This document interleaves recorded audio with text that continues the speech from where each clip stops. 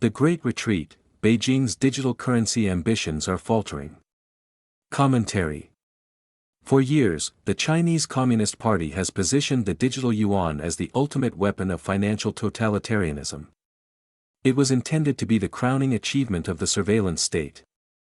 With a programmable, traceable digital currency, Beijing thought it would finally break the back of private payment giants like Alipay and WeChat Pay.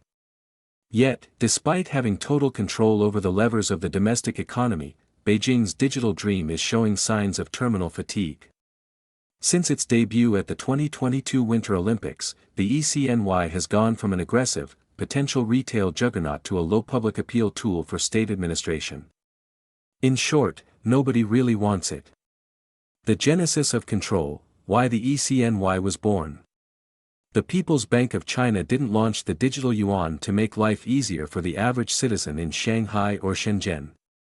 It was an aggressive move against the autonomy of the private sector and an offensive tactic to undermine individual privacy. In 2014, when China's research into the central bank digital currency began, the Chinese Communist Party realized that the vast majority of retail transactions occurred on platforms it did not directly control. The authorities understand that any lack of control is a potential threat to the party.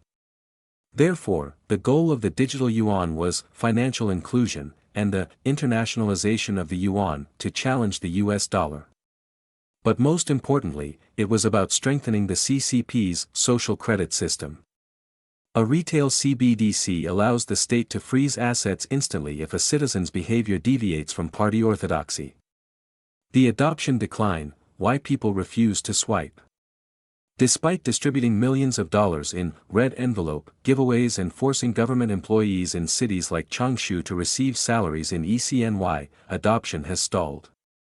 The reason is simple: there is no consumer benefit, only risk.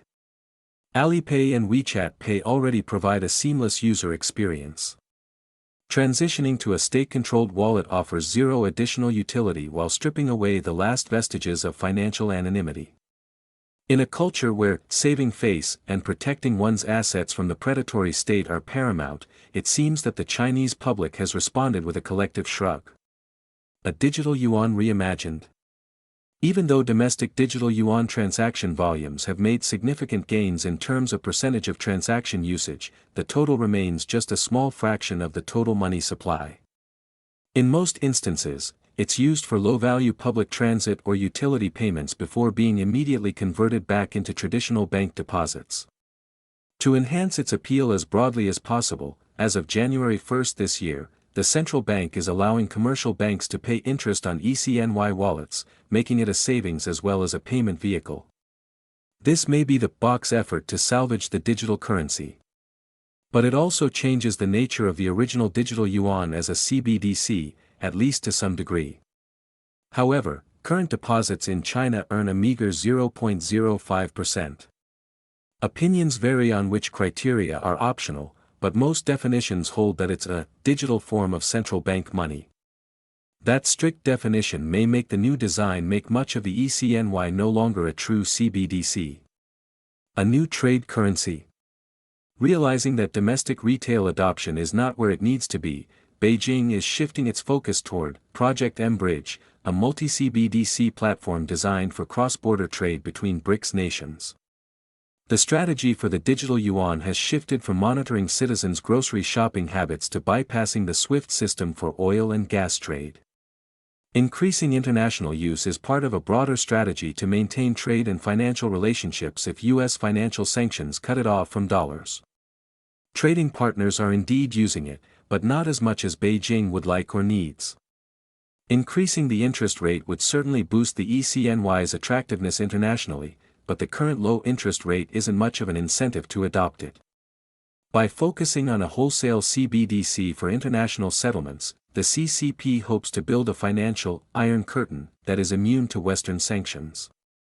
This pivot is a tacit admission that the retail ECNY has failed to become the people's money. Economic decay and internal fractures. The failure and redesign of the ECNY shouldn't be viewed in a vacuum. The conditions and aspects of the digital yuan are still evolving because the original rollout didn't succeed as much as the CCP had hoped. The digital yuan evolution is happening as the China miracle enters its death throes. There are too many negative economic factors to ignore. The property market, the main source of Chinese household wealth, continues to deteriorate. Youth unemployment remains at record highs, and the Belt and Road Initiative has turned into a massive debt trap liability, with many partner nations unable to repay loans. Adopting a new currency that removes all privacy and personal autonomy in such economic conditions is poor timing, to say the least. Political division within the CCP is another factor. Political support within the CCP is shifting in intensity and among factions, and the party is not the monolith it appears to be. Factional infighting between Chinese leader Xi Jinping's Security First loyalists and the remnants of the technocratic wing has led to policy paralysis as other financial priorities demanded attention. Resources that were once earmarked for the retail digital yuan are being diverted to shore up a failing banking system and to fund theater projects in the artificial intelligence sector meant to project a facade of technological parity with the West. The future, a tool for control, not commerce. Will the CCP cancel the ECNY? That's not likely. Dictatorships rarely admit defeat. What's more, it would be another mark against Xi's authority that his opponents could use against him. In short, the digitalization of currency isn't going away. Instead, the digital yuan will likely be relegated to a specialized tool for state-to-state transactions, government disbursements, and auditing local officials. Plus, the digital yuan is ultimately about increasing control over the people and preserving the CCP's rule over the country. It's here to stay, in one form or another.